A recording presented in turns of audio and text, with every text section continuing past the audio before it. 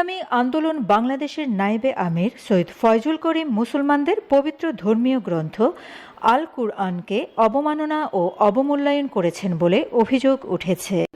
তিনি বলেছেন, শুধু কুরআন কিচ্ছু না, এর মধ্যে শুভঙ্করের ফাঁকি আছে। ডাকাতি বন্ধ করতে পারবেন না। আজকে যারা ক্ষমতায় যেতে চায়, ক্ষমতায় না যাওয়ার আগেই তাদের অবস্থা আপনারা দেখেছেন। হীন এমন কোনো অপরাধ নেই যে অপরাধ তারা করছে না।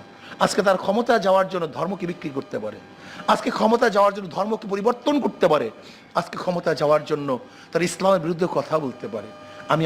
আমি চাই আসুন আমরা মুসলমান, ৯২ মুসলমানদের দেশে ইসলাম হুকুমাত হবে। শুধু কোরআন না, এটা একটা ভুল। আমাদের অনেকের মাথার মধ্যে শুধু কোরআন কোরআন সরার, শুধু কোরআন কিচ্ছু না। শুধু কোরআন কোনোদিন শাসন করতে পারে না। কোরআন ও সুন্নাহ শব্দ ব্যবহার করতে হবে, কোরআন ও সুন্নাহ শব্দ ব্যবহার করতে হবে। যদি শুধু কোরআন কোরআন বলে